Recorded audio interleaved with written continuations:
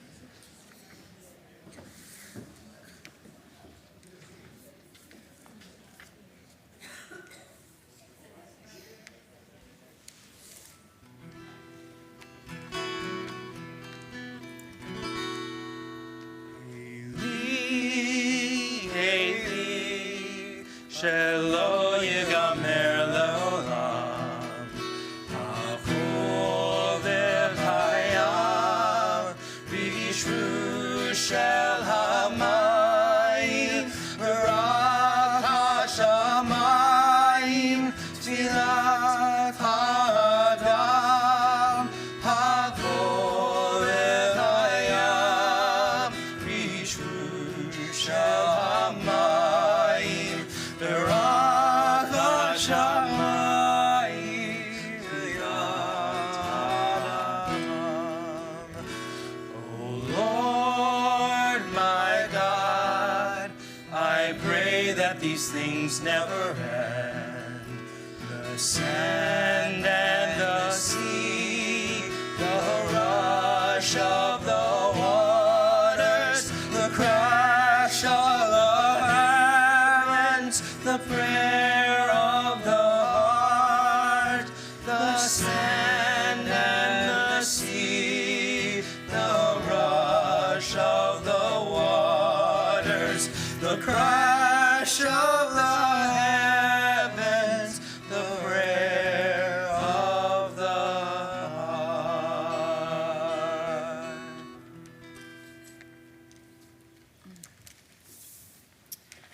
Good afternoon, everyone.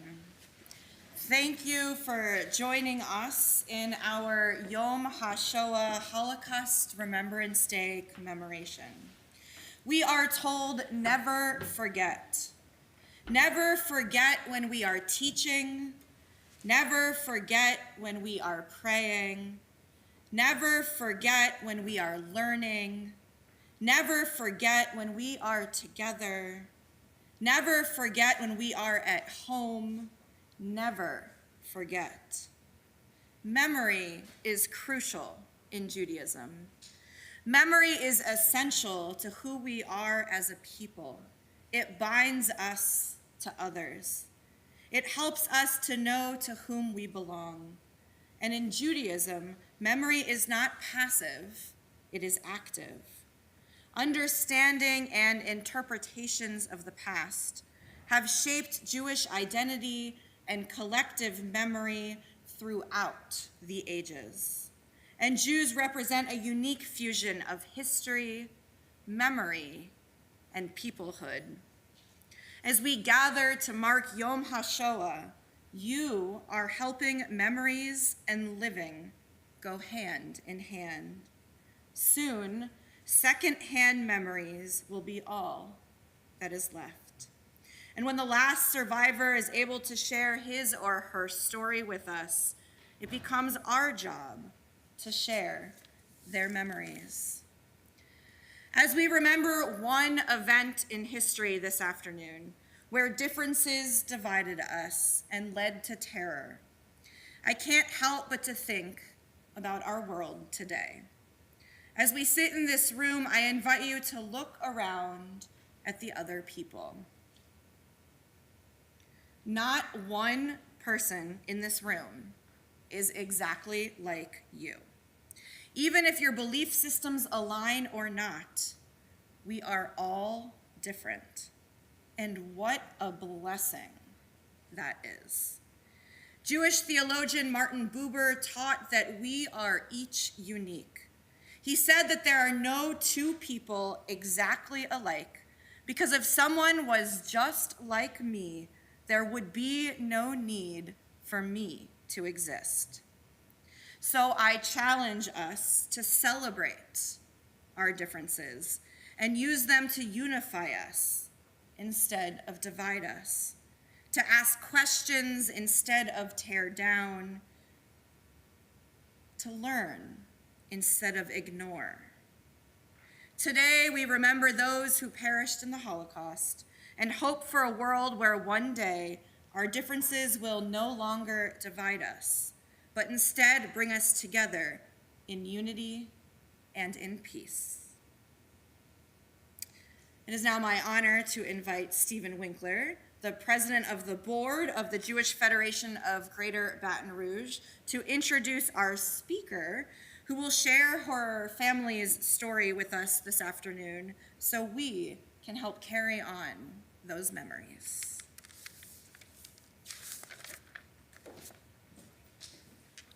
Thank you, Rabbi. It is indeed my pleasure to introduce our speaker today. Julie Kohner is the daughter of Holocaust survivor Hanna Kohner. In 1990, she created the Voices of the Generations as a way to preserve and share the memories of Holocaust survivor stories. Her mother survived 4 concentration camps, including Auschwitz. She passed away in 1990, but since then it has been Julie's passion to tell her story a unique way of love and overcoming evil against the backdrop of World War II Europe. Her experience was also the basis of the early 1950s television program, the first to tell a survivor's story. In her hope that people of all ages, ethnic and religious backgrounds will be moved and inspired by her story and the stories of other survivors and their children. This will keep the memory alive. Voices of Generations, Inc. is a nonprofit organization with a mission to bear witness as a second generation. In as little as 10 years, there will no longer be a Holocaust survivor to be able to share their stories. Ladies and gentlemen, it is my pleasure to introduce Julie Kohner.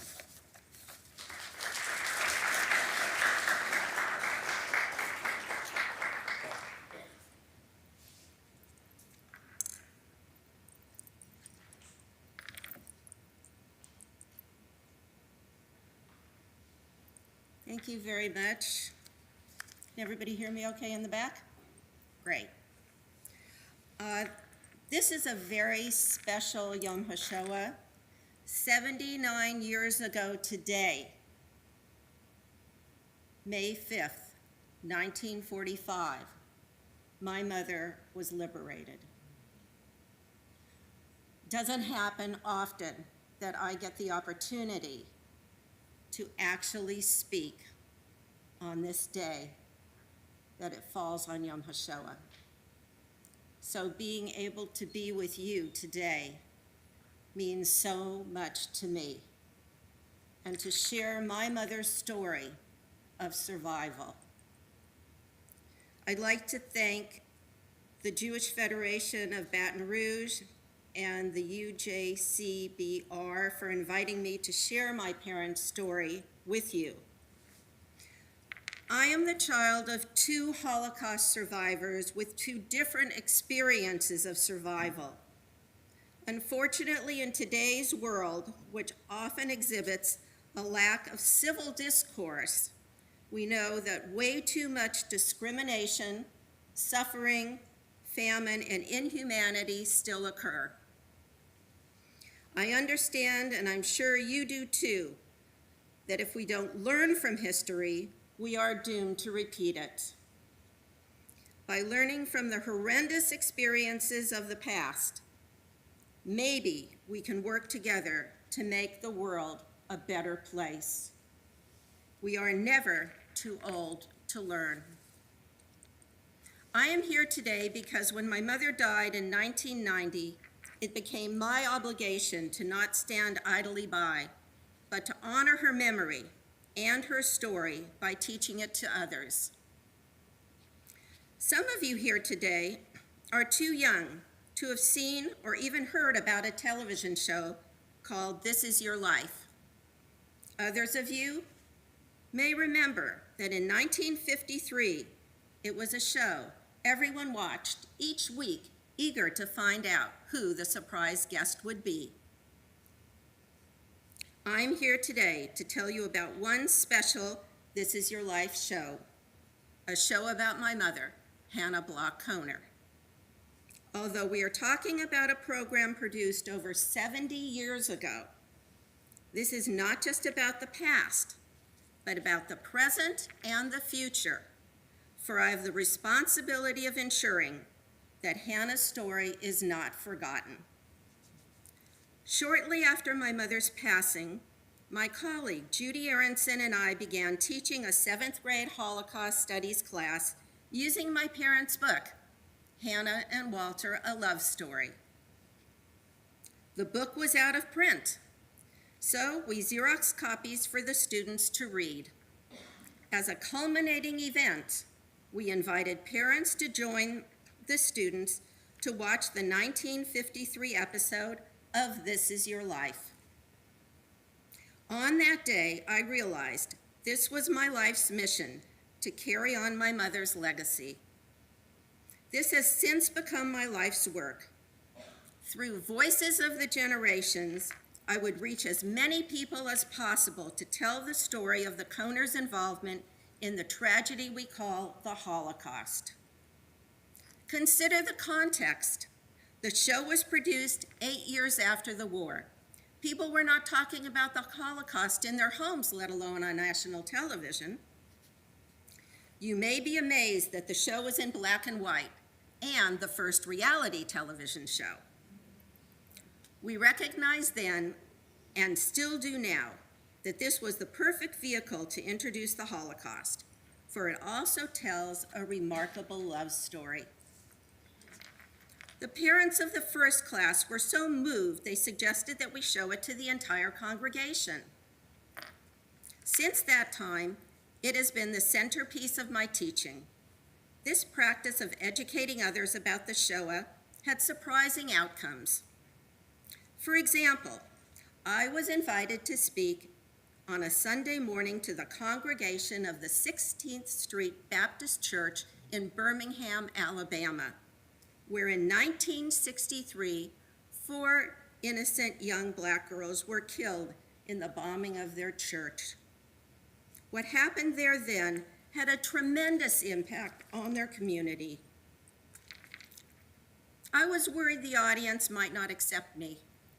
How could I, a white woman, talk to them about discrimination and suffering?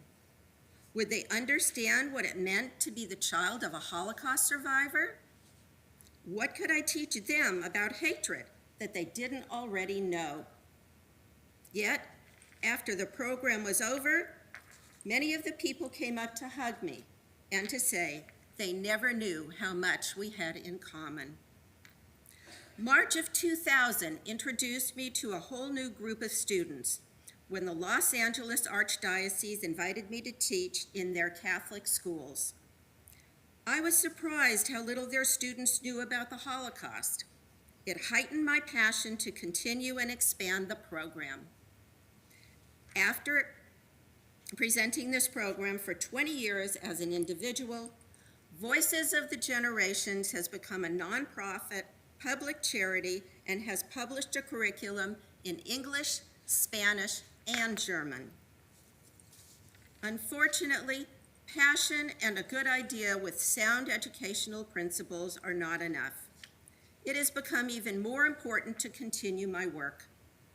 In 1984, while my parents were on their book tour, an interviewer asked my mother how she would feel if someone said, "There was no Holocaust, it didn't exist." My mother replied, and I quote, "This is why I had to write my side of the story.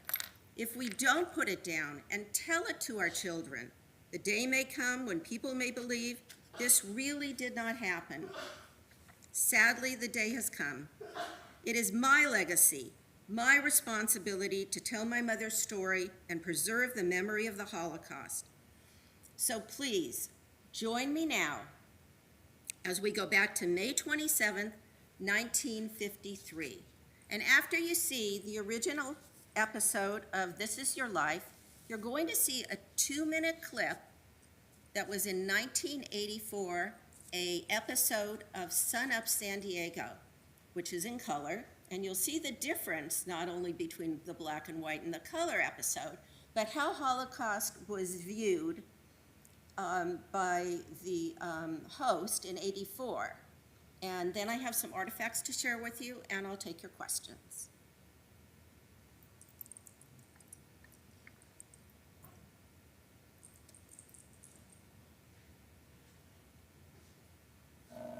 This is Your Life. Television's most talked about program is brought to you each week at this time by Hazel Bishop No Smear Lipstick, who tonight offers you an opportunity to get 2 convenient purse-sized lipsticks for the price you usually pay for 1 regular Hazel Bishop lipstick. And now, meet our host, Ralph Edwards. Hey, hello. How are you? Fine, thank you. Good to see you. How are you this evening? Fine, thank you. Nice seeing you. Hello, everyone. Thank you. Oh, thank you, too, for being with us again on This Is Your Life. Well, we're all set to go here. Let's have a look around and see whom we have here at the El Capitan Theater in Hollywood. Lovely lady down here, too. Hello, how are you? Fine. Good. That's fine. May I have your name, please? Hanna Kohner. What is that? Kohner. Hanna Kohner. Hanna Kohner. Good. Oh, you're Mrs. Walter Kohner, the wife of the Hollywood Yes. talent agent. Yes. Is Walter with you? Uh-huh, yes. Where? Well, he just went out. He'll be right back. Oh, he will. Okay. I see you're in good hands, though. Ladies and gentlemen, the star of the soon-to-be-released 20th Century Fox picture, Sailor of the King, Jeffrey Hunter, right down here. Hello, Ralph. How Hello, are you? Jeffrey. Hi, good. How you been, boy? Come on in here. Let's talk. Nice to have you with us, Jeff.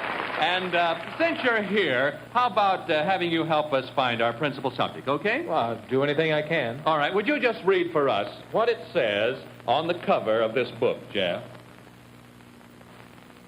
This is your life, Hanna Kohner. Oh, no. Yes? This is your life, Hanna Kohner. That is what it says. This has been quite a switch. You thought it would be the life of your good friend Jeff Hunter here, didn't you? Yes? You thought it'd be the movie star Jeff Hunter. Is that right, Hannah? Yes. No, we'll have to do him sometime, but tonight it's you. Let's get her up, Jeff. Stand up with her. Thank you, Jeff Hunter, for helping us fool this lovely young lady. You betcha. We'll all be looking for you in Sailor of the King, Jeff. Thank you, Ralph. So, we'll say so long to Jeff Hunter and come on up with me to our Hazel Bishop stage, will you, Mrs. Kohner? Come along here. try. And don't worry, we haven't kidnapped your husband at all. He'll appear, here we go, my dear, right in here. He'll appear at exactly the right moment. You see how that works out? Come on over here and take your place in our chair of honor, Hanna Kohner. You richly deserve this place. Come on over here by me. Lean on me for support if you need to. You have a spare handkerchief. Well, I have a spare handkerchief, and shall I give it to you now? Oh, that's right. Well, as this is your life will prove, you richly deserve this. May I say, Mrs. Kohner, that looking at you, it's hard to believe that during 7 short years of a still short life, you lived a lifetime of fear, terror, and tragedy. You look like a young American girl just out of college, not at all like a survivor of Hitler's cruel purge of German Jews. These, as well as happier events in your life, we will relive with you in just a moment. But so intense is your story that our sponsor, Hazel Bishop, wants to devote full time to it without interruption. So while you're getting settled, here's some exciting news for all of us. How about it, Ann Russell? Hannah, you're really surprised, aren't you? I'm not surprised. And I've seen that show so often, you know, I mean, how they fooled me. There's one thing, really. This Academy Award of this year's Best Production, my family should get it. The show they put up. All the time about Jeff Hunter and... Well, it took quite a bit of fooling, but now you relax and let's hear the story. We're going back to the beginning, across the seas to Czechoslovakia. This is your life, Hanna Kohner, in the little town of Teplitz-Schernau. Teplitz-Schernau, its healing hot springs were known to the Roman world 2,000 years ago. And here in the shadows of the old castle of Count Clary Aldringer, you were born on September 7th, 1919. The backdrop of your happy childhood mirrors a romantic past. Your young feet tread the very paths once trod by Beethoven and Goethe, and the winds rustling through the forest echo the majestic strains of Tannhäuser, the first act of which Wagner composed in Teplitz. A rich heritage for the 2 children of Max and Hertha Bloch, you, Hannah, and your brother Gottfried. I went to school with Gottfried and Hannah. Remember old Saints, Hannah, at the gymnasium? Now, there's a voice out of your childhood talking about old Sense and the school you went to. Do you recognize it? Now, you haven't seen him in over 15 years. Oh, no. He's now a research engineer in Flin Flon, Manitoba, Canada. You remember him as Franzi Lieben. Oh, Franzi! Oh, this is wonderful. Well, it's beautiful, isn't it? Oh, this is wonderful. Fine, how's the cat? A little thin. This is great. Oh, Well, we were talking about you only a few days ago. who's old Sense, Mr. Lieben? Sense? Oh, He was one of our old teachers, Professor Günther. yeah. Sense means censor. He was very strict. He used to censor everything. And after school and on holidays? Oh, after school and on holidays? Oh, he used to stroll on the Königstrasse. Meet our friends on the Bummel in front of the theater. Girls and boys of 13 and 14, whether on Main Street or on the Bummel in Teplitz-Schernau, begin to cast their first shy glances at each other. Did you and Hannah have dates when you were young, Mr. Lieben? We didn't have dates like people here have in the States. We used to go hiking in the mountains, skiing at Sinwald, dancing at the Kleinreiter and Schlossgarten. My goodness. You've been good friends for a long We've been good time. friends for a long time. Hannah We met a lot. did meet one particular boy finally, didn't she, Frank? Yes, she did. It was in 1934, in spring. She was dancing at a school dance, a Czech folk dance. And after the dance, her brother Gottfried introduced her to Walter. And after that, she dropped me. Yeah?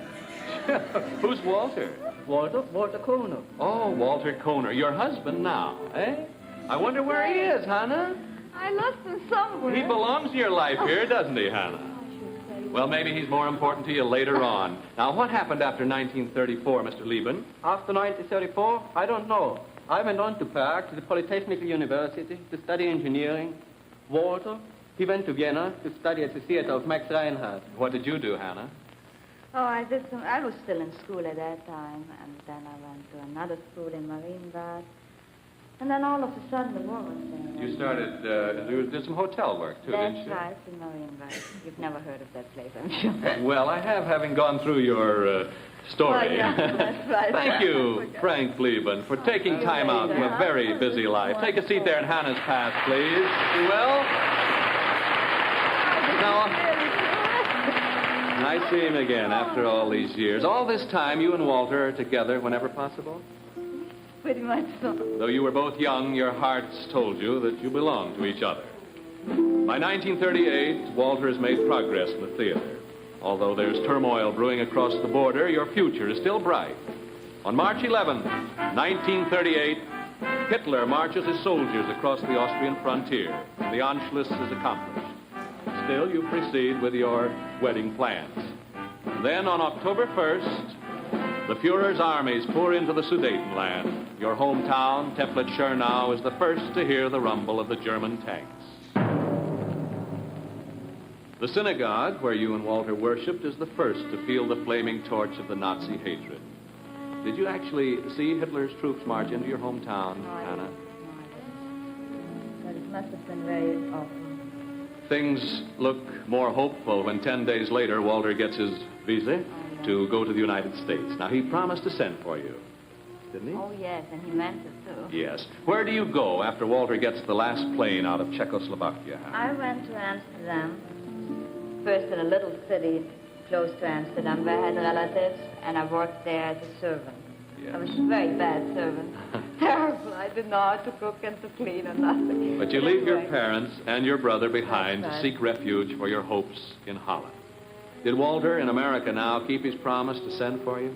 Well, he tried really very hard. He sent me an affidavit, but at that time it was awfully difficult. You couldn't get a photo number, and, well, the war came closer and There was closer. 3 years of waiting, really, for That's your right. quota to come up, wasn't That's right. At least. Probably it would have been even much longer. it? 3 years or more to wait. You go back to work in Amsterdam as a maid, as a sales lady in a bookshop, as a servant in a hotel. This is before May 10th. You know everything. This is before May 10th, 1940. On that fateful day, the Nazis swarm into the Low Countries, putting a merciless end to your dreams. Your last hopes are finally destroyed in the bombing of the American Consulate General in Rotterdam, where the papers that once spelled distant freedom are consumed in flames. Alone, friendless, and hunted as a non-Aryan in Hitler's world, you're permitted no means of support. Shut out hopelessly from contact with the outside world, you meet and marry a young German refugee, Carl Benjamin. Through the Red Cross, you manage to get word to Walter, and it's the last word he has from you. For you, the refuge of marriage comes to an end on a cold winter night in 1943 when the Gestapo breaks into your room in Amsterdam. You and your husband are seized and shipped off to the concentration camp at Westerbork near the German border. That's where I first met Hannah. Oh, Eva! We spent about 8 months in that camp, and though it was very tough, it didn't compare with the camps that followed. You recognize that voice, Hannah. It belongs to a girl who was your friend and companion in 4 concentration camps. Now, fate was kind to her, too, for she lives here in Hollywood now. Eva Hertzberg, now Mrs. Warner Florsheim. Oh, hey,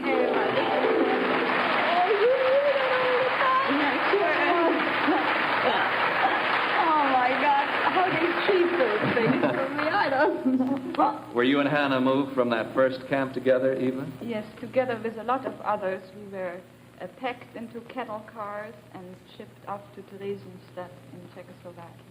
You practically passed through your hometown on that trip, right. didn't you, Hannah?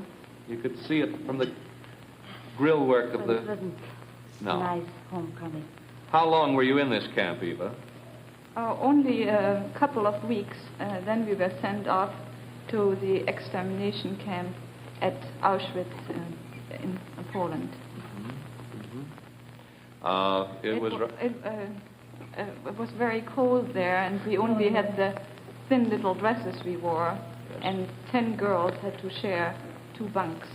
You were each given a cake of soap and a towel, weren't you, Hannah? I don't remember the song, but...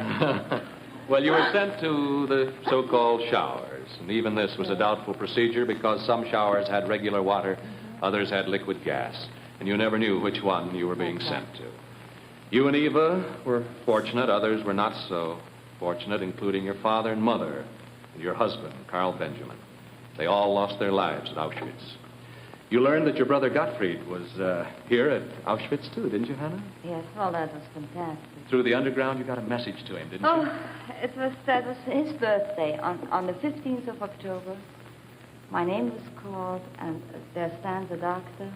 You know, you don't have names there. There are thousands of people. They just don't know you by name. We didn't even have a number. We weren't even important enough for that. There stands a man, also a prisoner, and he wouldn't believe that it was me, that I was my brother's sister, because I looked really so impossible. So anyway, he said that my brother's alive, and he lives in the same camp, only pretty far away, and He because sent there the was no birthday way. message. That's right. And But you didn't see him, did you? no, there was no way of seeing him. Or, Where is your brother now? well, he lives in Israel now. He's married and is a doctor, head of the Geha Hospital near Tel Oh, Aviv. you know everything. How long were you at the extermination camp, Eva? Until the winter of 1944, when we were shipped off to Camp Mauthausen in Austria. Thank you, Eva Hertzberg, Mrs. Warner Florsheim, for being with us. Yeah. Thank you. Well, Hannah, what kind of work were you assigned to at Camp Mauthausen? Well, first I got there, I was so sick that they didn't even want me to work. But we all wanted to work, so not to either get gas or at least get a little more food, because the food situation was very bad. And then I worked in a factory that was, how do you call it? Well, they made artificial wool. Yes. But it was army factory. And I worked at a big machine. you were shoveling coal, too. You were down to 73 pounds. That was just, those... Ill with a fever of 103 Eva degrees. shoveled with me, Cole. She shoveled with you. Oh, that was just... You're ready to collapse. And then on May 7th, 1945...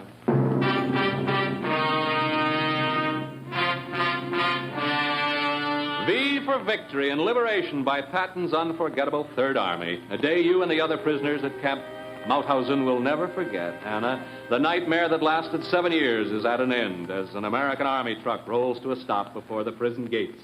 Corporal Herbert Kornbleet and Corporal Walter Lohman and I were on detail in enemy-held territory when we came across the camp. Now, there's a voice you haven't heard in 8 years, Hannah. Do you recognize it? Don't tell me, those are the One of the sergeants. 3 American soldiers who set you free. Then Technical Sergeant Harold Schuchart, now of St. Louis, Missouri. This is wonderful.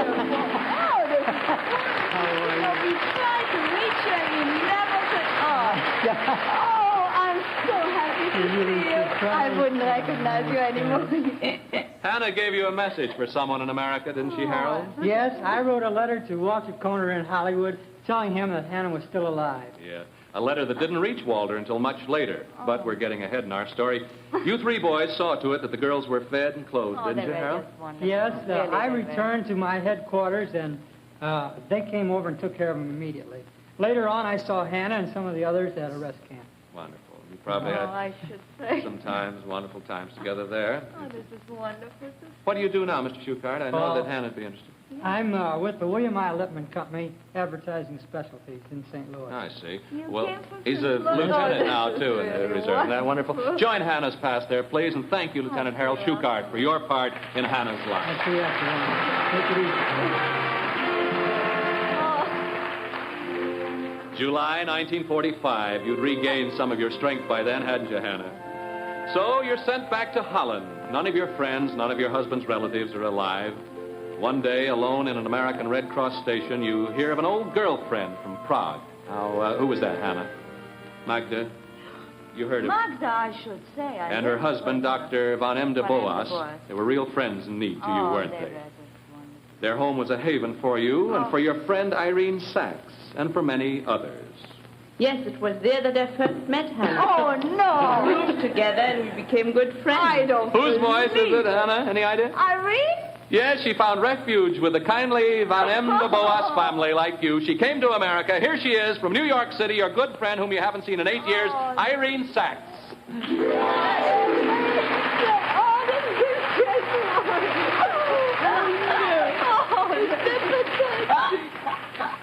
I didn't know.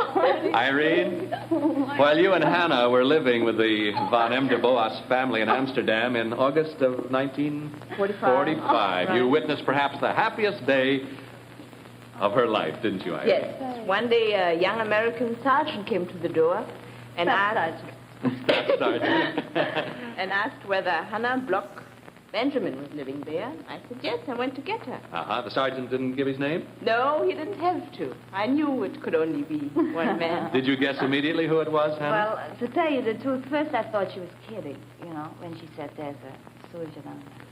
And then she said, no. So I asked, does he have dark hair and glasses? She says, yes, but I don't tell you. So you flew down the stairs, and there stood the sweetheart of your youth in Teplitz-Schernau, with whom you'd had no contact for 7 years, Walter Kohner.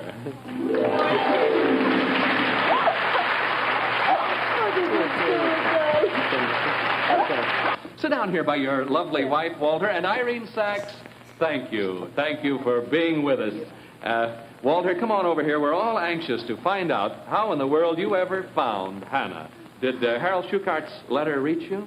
Yes, Ralph. I was stationed at Luxembourg at the time. I got a letter, which was forwarded to me from Hollywood, asked my company commander to get me permission, and went to my hometown. Hannah wasn't there. I went to Prague.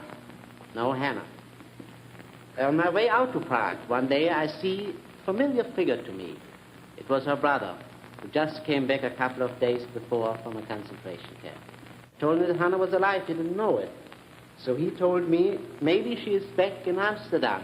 So went to Amsterdam, went to various committees, and by chance, one of those committees, the man had to open my letter and said, Hannah Benjamin, just arrived here last night from a resort camp from Switzerland. So you took up the search in and around Amsterdam, That's right? correct, yes. Oh, my. And where did you finally I got the address. I went to Von M. de Boas's house, and there she was. So the long search was over, Walter. Walter, did you propose to Hannah right away? No. I waited until the next day. Very considerate. He was. You were married on October 24th, 1945, in 3 separate ceremonies. At 11 a.m. by the Luxembourg civil authorities, at 1:30 p.m. by the American consul, and at 3 by a Jewish chaplain, with Walter's whole company of American soldiers kissing the bride. You bet. Your dreams come true at last. You sail for America in July of 1946. Well, Hanna Kohner, this is your life, safe and happy in the country of your adoption. There is but one prayer in your heart today. Now, we know that you and Walter have been saving up your money in the hope that someday you, Hannah, will be able to make the trip to see your brother in Israel.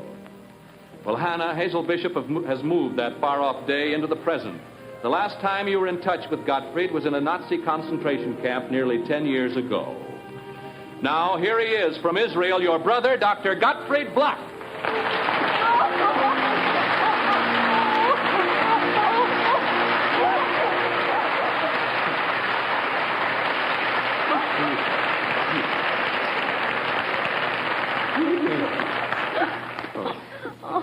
This is It's my happiest day in all my life.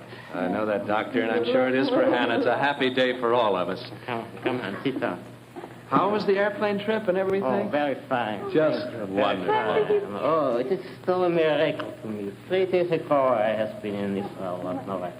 Well, it's a happy day for all of us. Out of the darkness of terror and despair, a new life has been born in a new world for you, Hanna Kohner.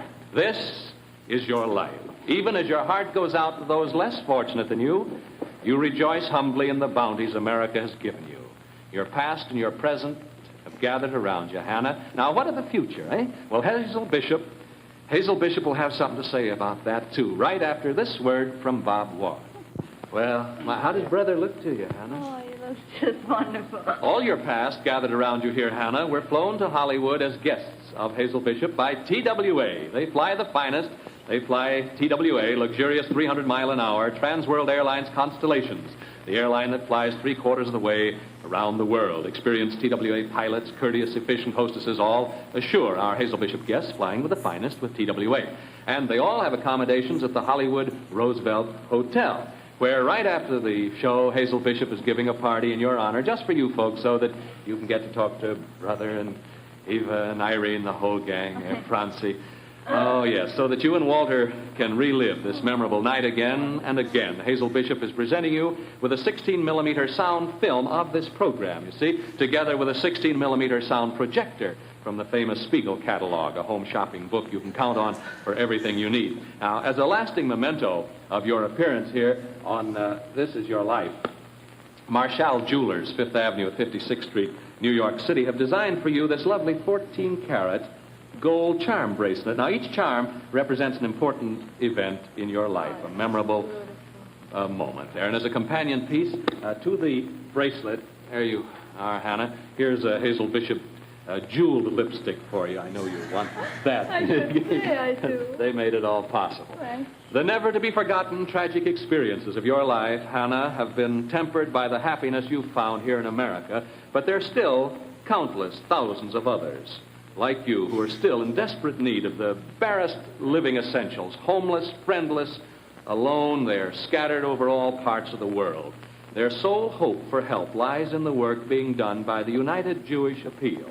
So, in your name, in your honor, Hazel Bishop turns to our viewers of all creeds and races, ladies and gentlemen, with this appeal for financial support. Now, just think of the millions who are in tragic need right now. Orphaned children, the aged, the helpless, and then send your contribution, large and small, to Hanna, United Jewish Appeal, Post Office Box 33, New York 36. Now, Hazel Bishop is happy to start your appeal, Hanna, with a check for $1,000 for the United Jewish Appeal in your name. Now, we know the rest of you, ladies and gentlemen, will want to join in. I'm going to give you the address again. Hanna, United Jewish Appeal, Post Office Box 33, New York 36. Now, I know that Hanna will be more than grateful to you, ladies and gentlemen, for your support.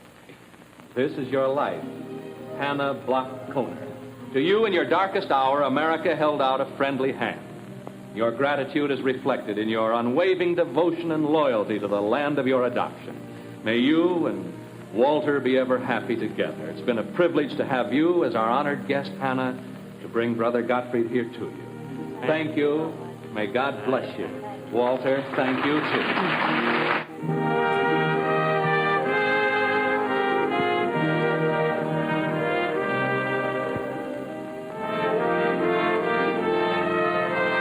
Is good now, but I want to go back for a few moments. While she was in the concentration camps, the enormity of what was going on was known, and yet it was pushed aside. It was not known. We knew there were concentration camps, but we never knew until the last few weeks of the war what actually happened. Gas chambers, Auschwitz. You must have felt some sort of guilt for having been here and not having been there. And... Absolutely. But somehow, still, I never gave up. I somehow, whatever you may call it, fate, I don't know, I knew that she maybe still would be around. Hanna and Walter tells, and again, we're talking about a love story, but it tells about some horrible moments that you had to endure, sickness, beatings, deprivation, and I guess no one can really understand what you went through if they hadn't been there. Well, I tried in some way to convey a little bit what it was like. It is very hard to understand for a person who hasn't been there, who grew up in America. I think it's impossible to understand. You must be very incensed when you read every once in a while someone saying there was no Holocaust, it didn't happen. Absolutely. Not only am I incensed, but that was one of the reasons why I wanted so badly to write my side of the story, because you see, there are such few people who actually survived, and we all get older, and our generation will one day not be here. If we don't put it down and tell it to our children, there will be one day the moment where really people will doubt that this ever happened. Hanna and Walter, a love story. It is both a love story and a story of man's inhumanity to man, a phrase we've heard over and over, but it happened. It's real, and I'm thrilled to meet both of you. Thank you, Jerry. Thank you for very being much. with us. Thank More on you. Sun Up after this.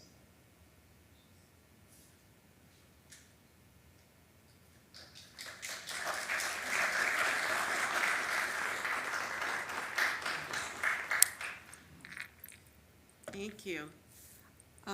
Before I take your questions, I'd like to share with you a few things. First, this is a copy of the original This Is Your Life book that was given to my mom from the show. And I'll share with you in here is the actual script from the show.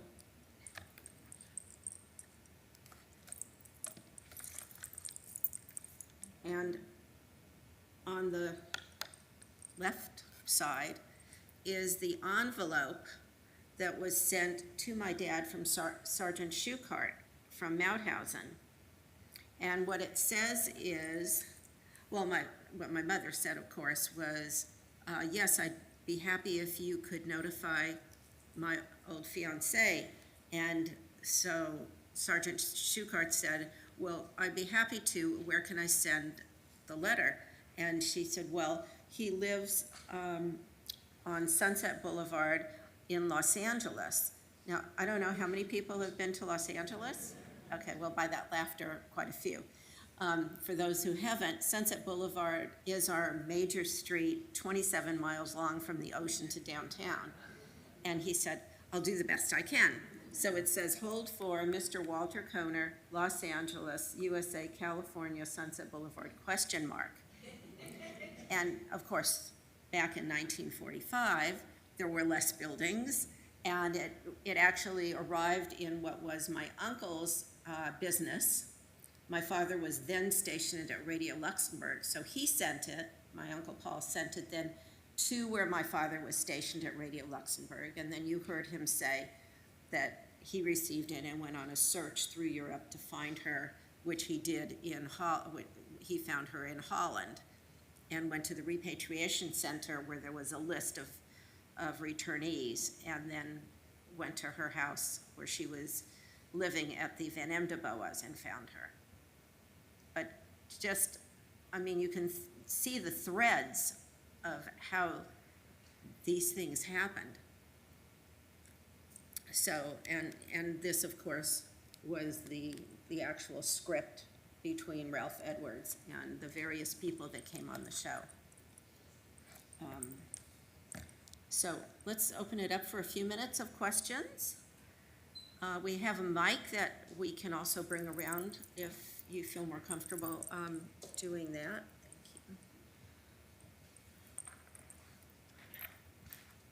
And it can be anything that comes to mind.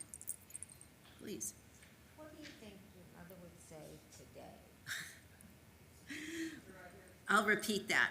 What do you think my mother would think of what's going on today? She'd be horrified. I mean, she would be horrified. There's no question about it. My father as well. I think every Jew is horrified. every survivor, I'm sure. I can't speak for other people, but yeah, it's a horrible situation, everything that's going on. You know, I don't want to delve too much in this, but, you know, you know, when she says that if we don't pass it down and tell it to our children, there may be a time where this could happen again. This is has a different flavor and a different face to it, but these are the same kind of things. The anti-Semitism that's going on in our schools, with Israel, it's the same. It's starting out in a horrible way. So, yeah. Let's take another question.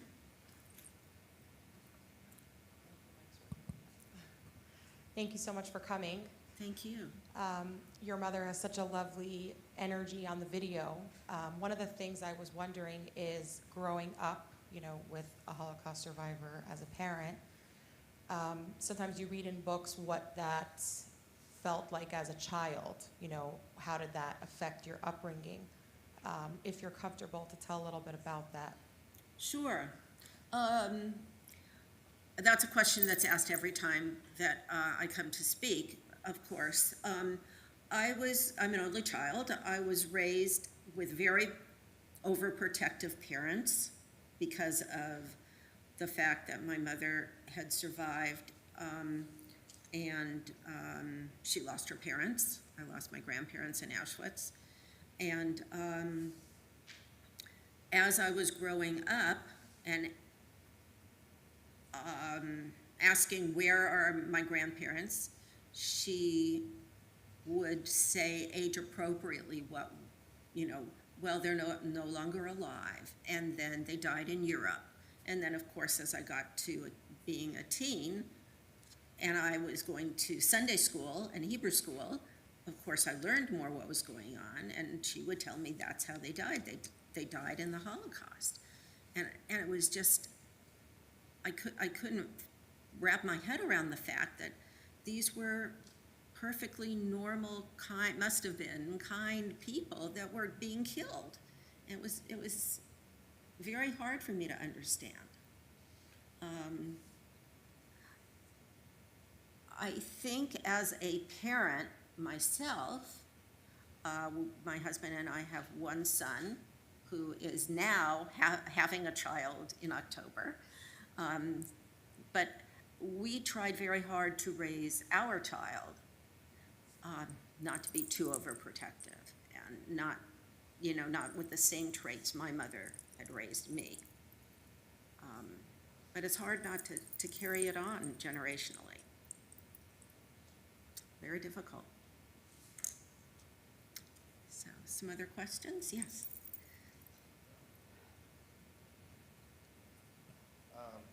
Thank you for coming. And have you had a talk with your son about what happened and everything? Oh, yes. He read his grandmother's book and did a book report in 7th grade in school about it. And one of the things they had to do in his English class was read a book that they wanted to read and then make a diorama. You know what a diorama is? Some kind of like a shoebox of something to replicate the book. And he did a diorama of Auschwitz. Got an A+, told the teacher, my grandmother was a survivor of Auschwitz. I'm sure that helped too, but the fact that, you know, he did this on his own, and it was just unbelievable. And yeah, he tells anybody new that he meets about his grandmother, who he never met. My mom died a year before I became pregnant with Danny, and so he never got to meet her, but he traveled with me when I went to speak, and he won't be doing what I do. He has his own work, and that's okay, but he carries it within him, and is very proud, I think, that he is a 3rd-generation child survivor. Yes, please. Yes, this is the bracelet. That's usually the first question. Yeah. So I'll share with you the charms on it. The first one is a calendar, and it says May 27th, 1953 on one side, and on the back it says, "This is your life, Hanna Kohner." This is a heart of the date my parents met. This is a house in the country that my mother's parents used to take her and her brother hiking to. This is a suitcase that says Hotel Geyser Park. You may remember that Ralph Edwards mentioned that my mom was in hotel management. This was one of the hotels. This is a book that was on my mom's night table. It was The Sun Also Rises, when she and Carl, her first husband, were arrested.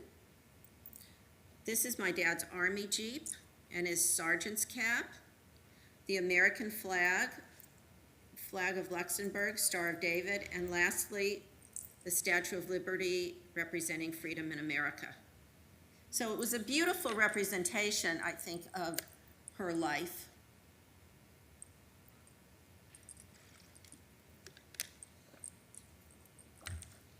Did your mother or your parents ever talk about what the impact of that show was? Because obviously in 1953, people didn't talk about the Holocaust then.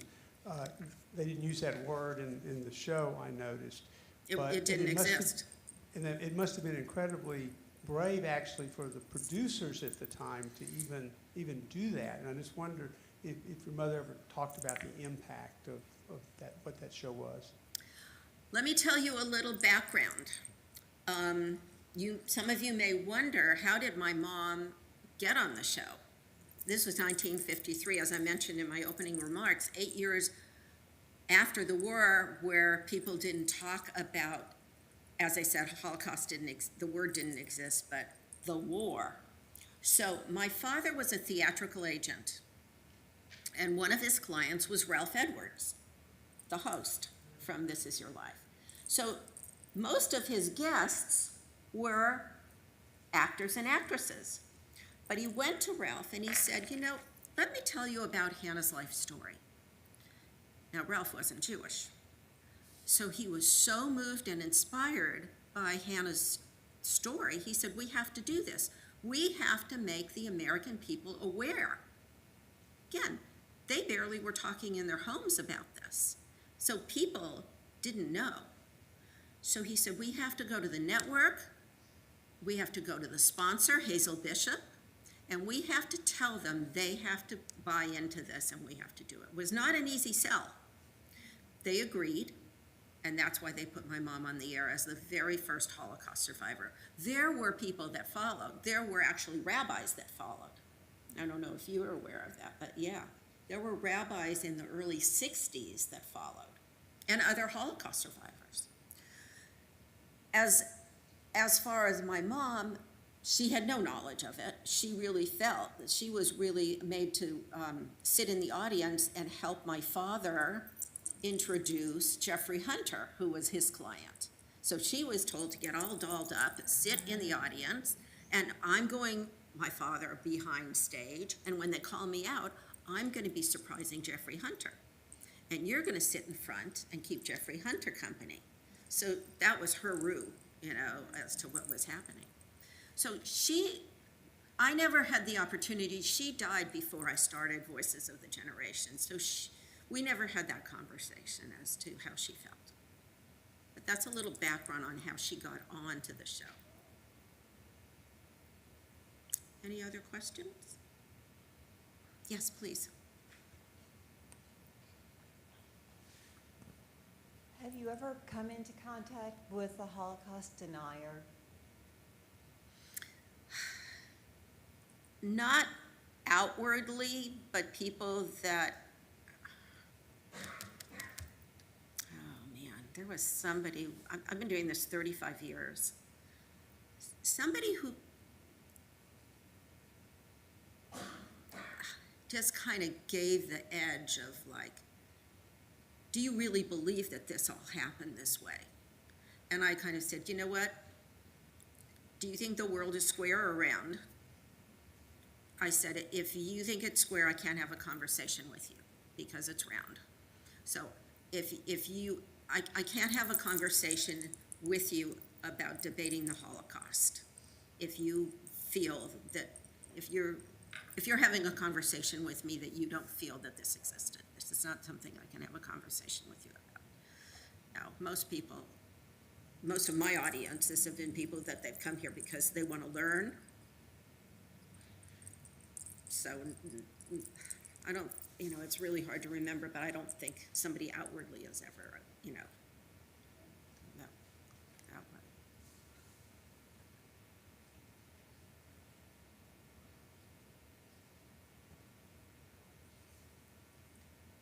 Holland was one of the last countries from which the Jews could still leave and be admitted to America. And of course, everybody knows about the Anne Frank house. Do you still have any contact with the Dutch that may have helped your father get to America? Okay, my father did not go through Holland. He went through Czechoslovakia. His brothers were in America and they sent him an affidavit. So he left through Czechoslovakia. Okay. Yeah. My mom, he sent my mom to Holland. It was easier to go further west and try to get her an affidavit in Holland. But he left Czechoslovakia. He left Prague. There's somebody right here. Hold on one sec. We're going to get you a... Okay. Nice to meet you. Are there any other survivors in your family that you are in contact with? So are there any other members in my family who I'm in contact with? So I'll tell you that my mother's brother that you met on the show went back to Israel, applied for permanent residency to come to America, to Los Angeles, which is where I'm originally from. I now live in Nashville with my son and daughter-in-law and soon-to-be grandson. But we lived in Los Angeles, and he applied for permanent residency. A year later, got it, and brought his wife and daughter, and they spent the rest of their lives there. He passed away, his wife passed away, but my cousin still lives there. And that's all we have left on my mother's side. On my father's side, I have some cousins. Yeah. Any other questions? Well, first I want to say thank you so much. My pleasure. And I will be signing books after our program is finished in the back. And I'll have the This Is Your Life book in back, which you can look at. But I want to just thank everybody here for being so welcoming to me. So. Thank you.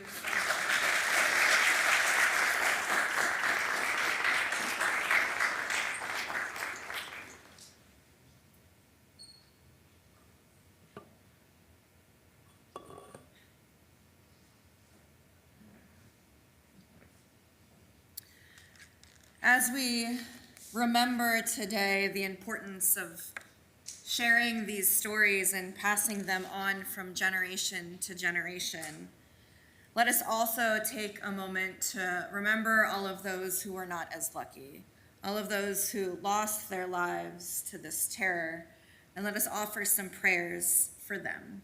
So I'm going to invite now those who are helping with our candle lighting ceremony to join up here in the front. And I invite everybody else to open up your programs. As we light these memorial candles, we vow never to forget the lives of the Jewish men, women, and children who are symbolized by these flames. They were tortured and brutalized by beasts. Their lives were taken in cruelty.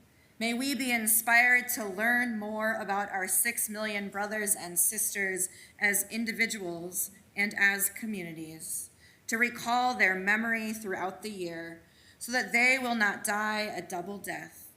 May we recall not only the terror of their deaths, but the splendor of so many of their lives.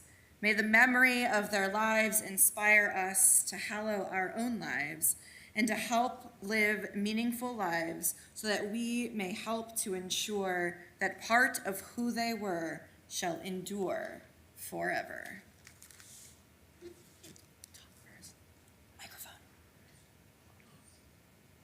In memory of the children, infants, and teenagers who were cut down before they really had a chance to live, innocent of any wrongdoing, defenseless, they were unable even to understand this was happening. This light signifies that you are not forgotten. In memory of the mothers who were not only to die themselves, but would first see their children doomed. They continued until the end to hold the child in their arms and to comfort a crying baby. This light signifies that you are not forgotten. In memory of the fathers who were powerless to protect their families, yet sought to hold out hope. Even in the death camps, they created Hanukkah menorah out of old boxes so that they might celebrate the age-old miracle of the temple. This light signifies that you are not forgotten. In the memory of the rabbis, teachers, and scholars who dedicated themselves to Jewish learning and teaching. The greatest sinners of learning in all of Jewish history perished with them. We follow their example and dedicate ourselves to the study of our Jewish heritage.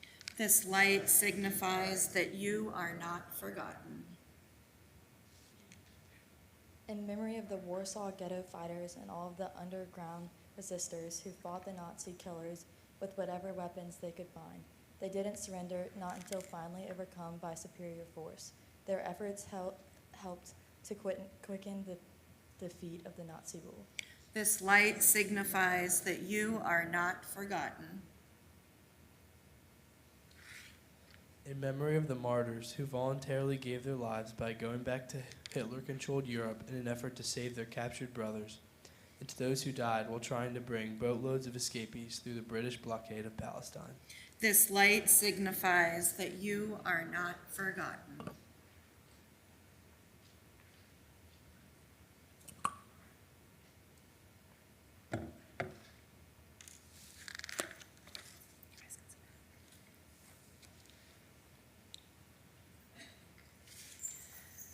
We read responsively at my bar mitzvah and his. When I was 13, I became bar mitzvah.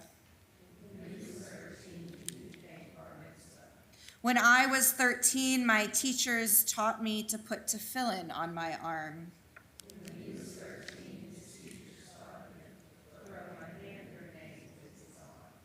When I was 13, I studied the pathways of the Bible and roadways of the Talmud.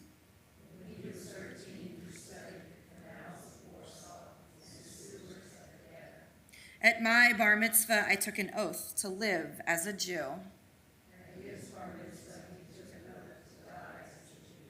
At my bar mitzvah, I blessed God. At my bar mitzvah, I lifted my voice and sang. At my bar mitzvah, I read from the scroll of the Torah. At my bar mitzvah, I wore a new talit over a new suit.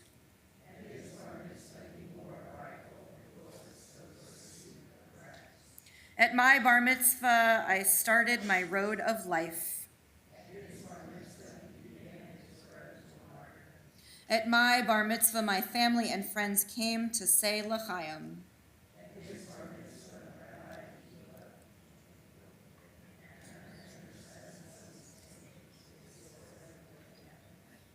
At my bar mitzvah, they praised my voice, my song, my melody.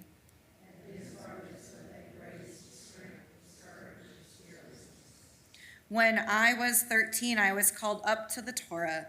I went to the Bima.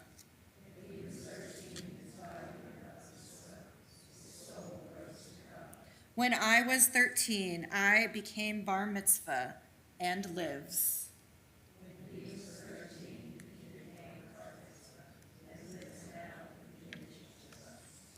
we join together in Psalm 23. The Lord is my shepherd, I shall not want. God makes me to lie down in green pastures, leads me beside still waters, and restores my soul. You lead me in right paths for the sake of your name. Even when I walk in the valley of the shadow of death, I shall fear no evil, for you are with me. Your rod and your staff, they comfort me. You have set a table before me in the presence of my enemies. You have anointed my head with oil. My cup overflows. Surely goodness and mercy shall follow me all the days of my life, and I shall dwell in the house of God forever. Fully compassionate God on high, to our 6 million brothers and sisters murdered because they were Jews, grant clear and certain rest with you in the lofty heights of the sacred and pure, whose brightness shines like the very glow of heaven. Source of mercy, forever enfold them in the embrace of your wings. Secure their souls in eternity. Adonai, they are yours. They will rest in peace. Amen. The following was found on the cellar wall. I believe in the sun, even when it is not shining. I believe in love, even when feeling it not. I believe in God, even when God is silent. We turn now to Hatikva, the Hope, Israel's national anthem. I invite you to please rise. And as we sing together, if you'd like to turn and face the Israeli flag in the back of the room over here, I invite you to do so.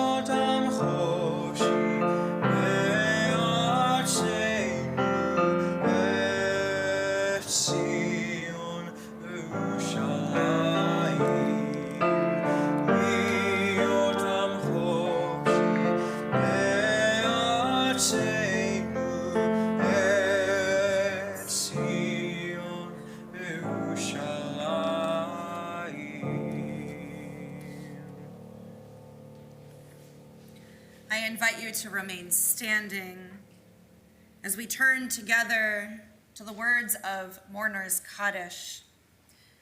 In Jewish tradition, we recite these words when we remember the memories of our loved ones. So they're words that you might think would be about death.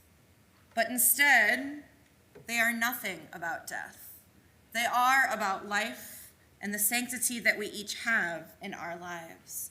So as we are here today, this afternoon, remembering the stories being passed on from generation to generation, let us remember all of their lives as we join together, if you are comfortable doing so, in the words of Mourner's Kaddish. Yitkadal v'yitkadash shemei Rabbah, be'alma divrach yiroteh v'yamlich malchuteh, B'chayachon uvyomechon uvchaye dekol Beit Yisrael ba'agala uvizman kariv v'imru. Amen. Yehei shmei Rabbah mevarach leolam olamei almaya. Yitbarach v'yishtabach v'yitpa'ar v'yitroman v'yitnaseh. V'yitadar v'yitaleh v'yitalal shemei dekudesha barichu. Le'ela minko birchata v'shirata. Tushbechata v'nechemata, damiran be'alma v'imru. Amen. Yehei shlama Rabbah min shamaya, v'chaim aleinu ve'al kol Yisrael v'imru. Amen. Oseh shalom b'mromav, hu ya'aseh shalom, aleinu ve'al kol Yisrael v'imru. Amen. Zikronam livracha, may all their memories be for a blessing, as together we say. Amen. You may be seated. It is my honor to invite up Stephen once again and Ellen to join him as well as we make a presentation of our essay contest winners. Thank you all for coming. This year's Holocaust question focused on anti-Semitism. As we're all aware, the rise of anti-Semitism is through the roof. We're seeing what's happening on our college campuses. The question itself is actually in your program. For the middle schoolers, we focused on stereotyping and if they have ever stereotyped anyone and what it would be like. For the high schoolers, ironically enough, we posed the question whether or not we have learned from our own history, based on what Julie was talking about and whether or not we learned. And these are our winners for the middle school and the high school contest. The third place winner from Central Private School in the 8th grade, her teacher is Penny Kinchin, Evie Smith.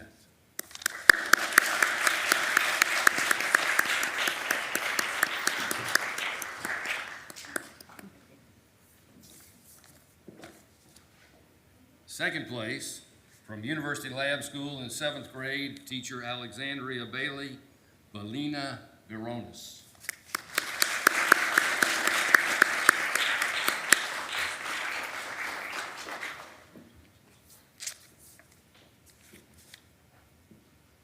First place winner from Central Private School in the 8th grade, teacher Penny Kinchin again, Molly Chapman.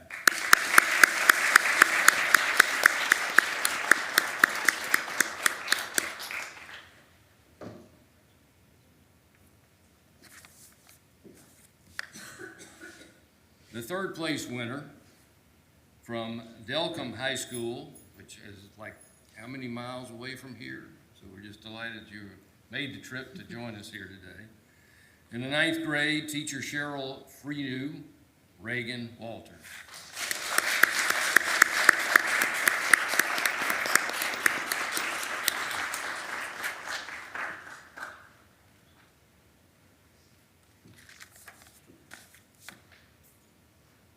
I know you've guessed this already, but second place from Delcombe High School, teacher Cheryl Freenu, Colin Como.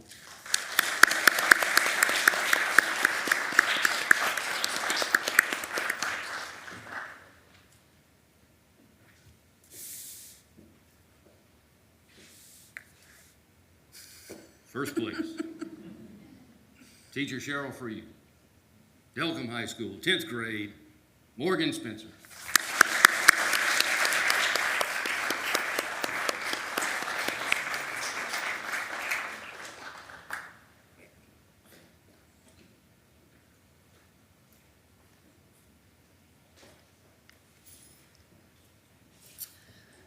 Thank you so much to all of our students who participated and to those who also read the essays, helping on the other side of things as well. It is so important, as we've been talking about this afternoon, to continue passing these stories and this education down from generation to generation. But it's also so important to look to a future where hopefully everyone will feel a bit of what we say in Hebrew of shalom, of peace. That our differences will bring us together, and that our educational moments will always be moments of joy, and that we can hope for one day to live in a world completely redeemed and at peace. So we're going to end our program this afternoon by offering prayers of peace beginning in this room, sending it to each of these schools, to our friends, to our families, and across the world. In Hebrew, we say, God, you are maker of peace, with the words, O say, shalom. So I invite you to join with us as we close out this afternoon singing, and the words can be found in your handouts.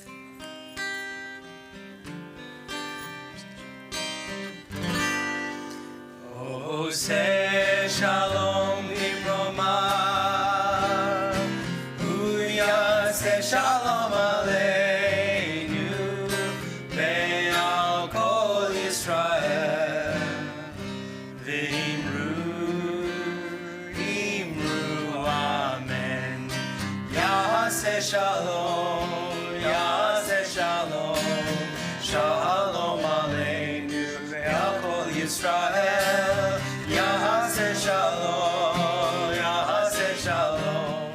Shalom aleinu ve'al kol Yisrael. Yaseh shalom, shalom aleinu ve'al kol Yisrael. Yaseh shalom aleinu ve'al kol Yisrael. Yaseh shalom aleinu ve'al kol Yisrael.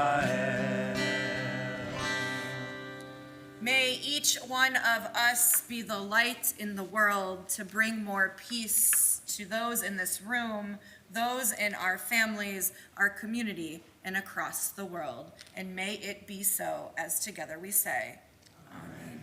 Thank you so much for joining us this afternoon. We invite you to take your programs with you. The essays from the students are included in these programs. We also invite you in the foyer to ask Julie any more questions, and also if you would like the book or the curriculum, those are available as well. Thank you all so very much for joining us.